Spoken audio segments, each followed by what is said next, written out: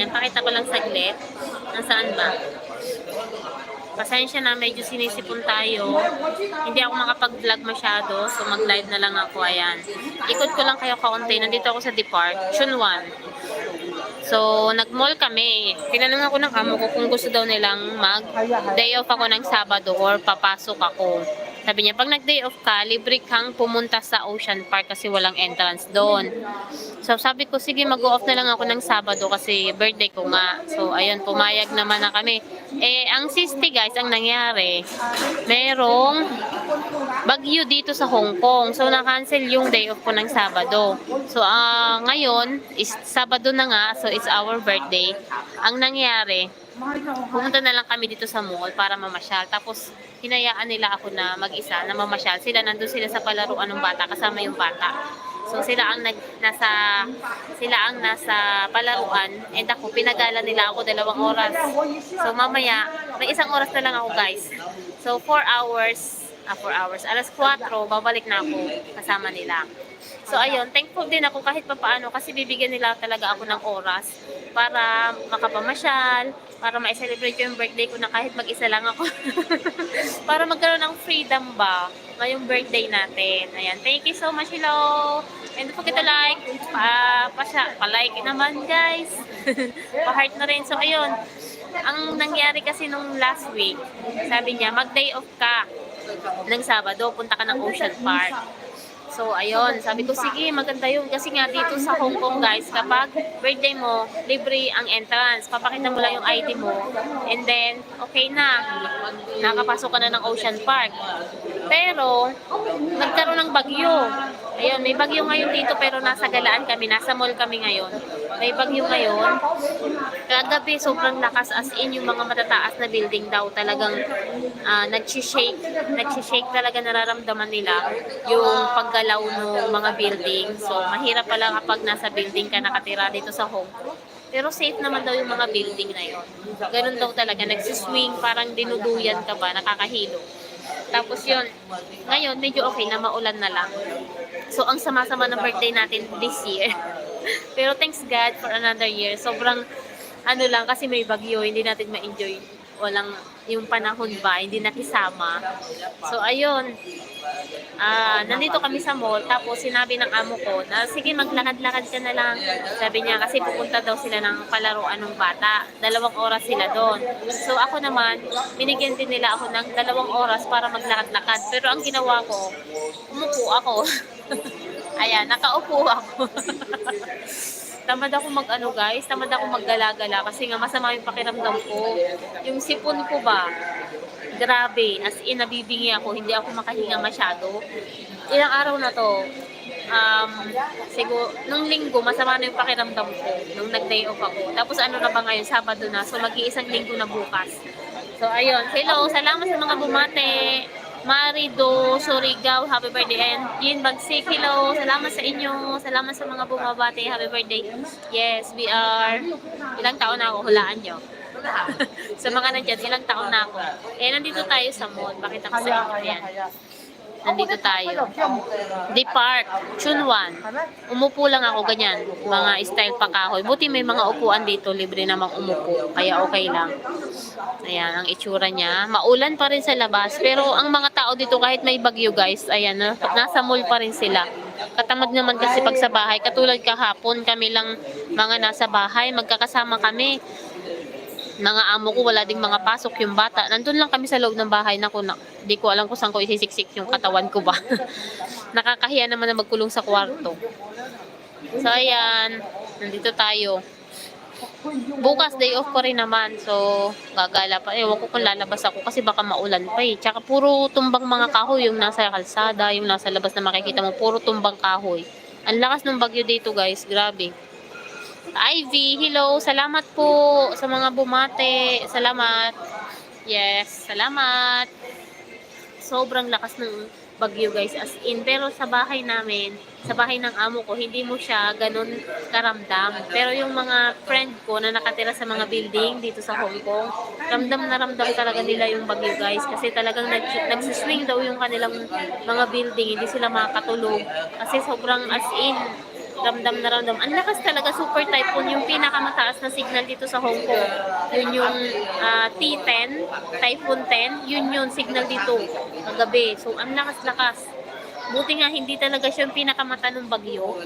Hindi siya tumama mismo dito sa Hong Kong. Kumbaga yung ano lang, gilid lang ng bagyo. Pero ang lakas-lakas pa rin lalo na kung mata yung tumama dito, di ba? Mas malala. Pero safe naman yung ano, sa bahay ng amo ko guys. Wala naman, okay naman. And, anong tawag dito? Hindi mo ramdam sa loob ng bahay. Ang init-init nga. Pero paglabas mo, ayun, mahangin. Mahangin lang. Pero yung ulan, okay naman. Hindi naman nabaha dito. Hindi katulad sa Pilipinas. At saka may kuryente, may wifi. Parang normal day lang. Pag nasa loob ka ng bahay, wala kang mararamdaman. Kung sa Pilipinas to, signal number 3 pa lang. Naku, wala ng kuryente, wala na lahat. 'Di ba? Pag nasa Pilipinas. Pero dito guys, walang interrupt ng kuryente, pati internet. And hello, Inday Lakas. Happy birthday. Thank you po, Ivy, Mary, and Jean Bagsik. Hello din sa inyo. Nag-live kasi ako kanina sa Facebook wala namang masyadong viewer. Kaya sabi ko dito na lang ako sa YouTube kasi hindi ako makakapag-vlog masyado. Kaya sabi ko magla-live na lang tayo para kahit pa paano may upload ako mamaya. So ayun, baka nag-chat na yung amo ko.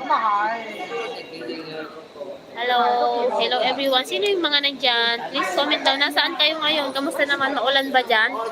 Sa yung mga nakikita ko sa newsfeed is parang may bagyo na naman yata sa Pilipinas. Tama ba? Meron na naman yata. And yung bagyo yatang yun dito sa Hong Kong is galing din sa Pilipinas. Parang yata. Ganun ba? Galing din yata. Yun ni Saula ba? Saulo? S-A-O-L-A yata. Saulo. Yung pangalan niya, international. So ayun, salamat sa mga nagbati. Ilang taon na ako guys, hulaan nyo. Kayo pa talaga ginawa kong tagahula. Yung mga nanonood, ilang taon na ako. Hulaan nyo. Comment down, ilang taon na si Joanna Pot Vlogs. Magla-live sana ako guys sa Facebook. Doon tayo sa Facebook, din nyo naman ako pinapalo sa Facebook. Kasi kailangan ko din ng watch hour. Kailangan ko ng watch hour para sa Facebook. Wala naman doon nanonood. Kaya sabi ko mag-YouTube na lang tayo.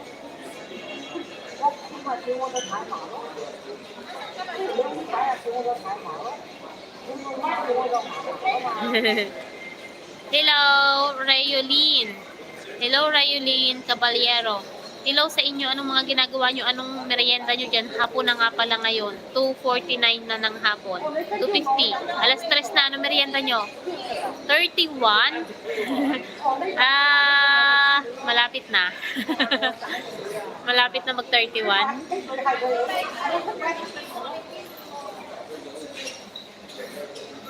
Palagay nyo, hulaan nyo pa, ano pa? Hula lang ng hula, baka may tsatsamba din dyan.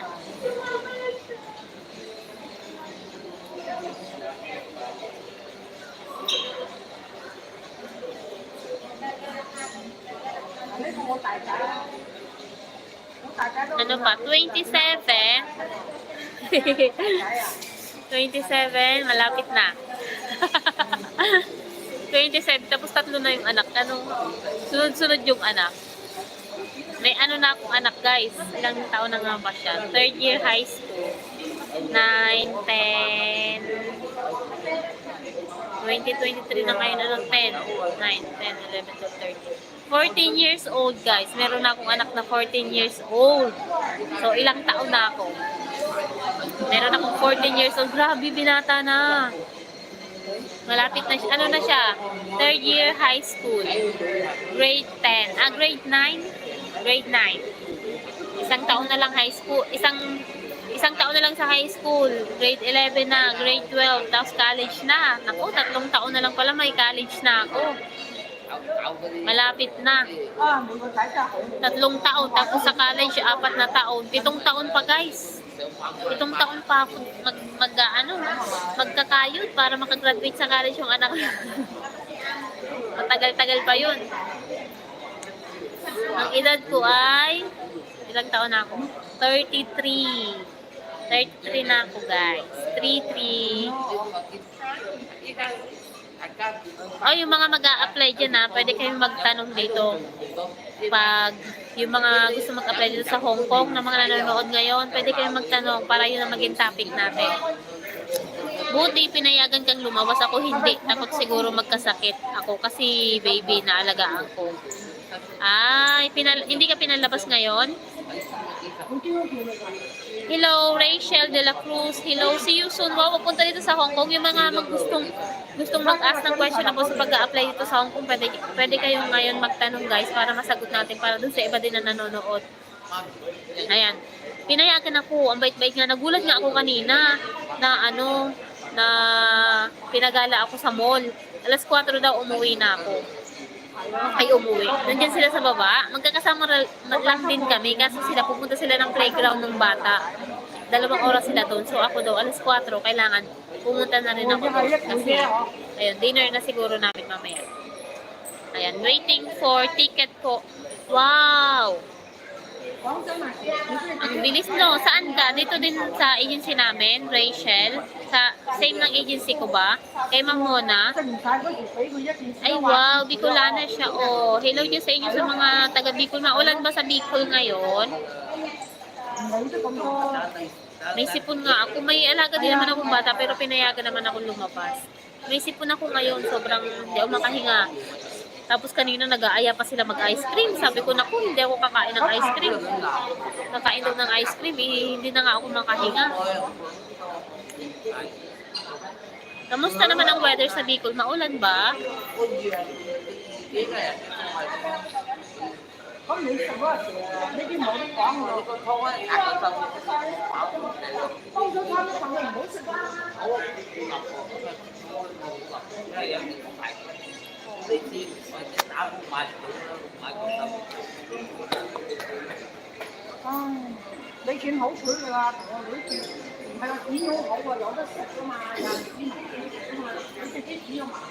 Jidigal ako. Ay, iba ang agency mo. Hindi katulad ng agency na in-applyan natin. Uy, sa Facebook tayo guys kasi kailangan ko ng wash outdoor. Gusto ko rin mag-live sa Facebook, okay? Bye-bye. Salamat sa mga bumati. Follow nyo ako sa Facebook. Ito rin ang Facebook ko, Joanna Pot Vlogs. Bye-bye. Salamat.